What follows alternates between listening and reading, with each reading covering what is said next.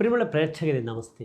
നാം ഇവിടെ ചർച്ച ചെയ്യുന്ന മേൽപ്പത്തൂർ നാരായണ ഭട്ടപാദനാൽ വിരചിതമായ ശ്രീമൻ നാരായണീയത്തിലെ നരനാരായണാവതാരം ദക്ഷയാഗം എന്ന 16-ാമത്തെ ദശകത്തിലെ 8-ാമത്തെ ശ്ലോകം. പ്രിയമുള്ള പ്രേക്ഷകർ ശ്ലോകം ശ്രദ്ധിക്കുക. ദൃഷ്ടോർവശീം തവ കഥാം ച നിശമ്യ ശക്രഃ പര്യാകുലോ ജനി ഭവൻ മഹിമാവമർശാത് ഏവം പ്രശാന്തരമണീയതരാവതാരാത് ത്വത്തോധികോ വരദ കൃഷ്ണതനുസ്ത്വമേവ.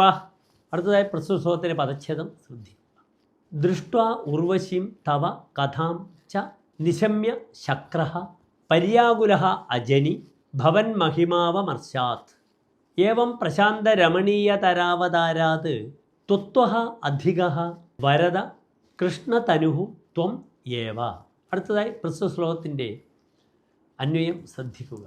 ഉർവശീം ദൃഷ്ട്വാ തവ കഥാം ച നിശമ്യ ശക്രഃ ഭവൻ മഹിമാവമർശാത് പര്യാകുലഃ അജനി. ഹേ വരദ ഏവം പ്രശാന്തരമണീയതരാവതാരാത് ത്വത്വഃ അധികഃ കൃഷ്ണതനുഃ ത്വം ഏവ. ഇനി പ്രസ്തുത ശ്ലോകത്തിൻ്റെ സാരാംശം ശ്രദ്ധിക്കുക.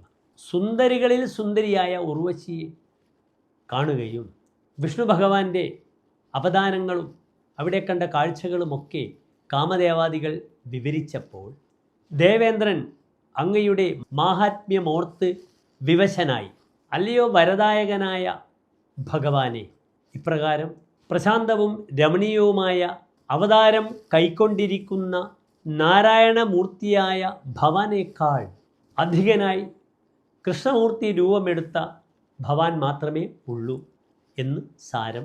നമസ്തേ.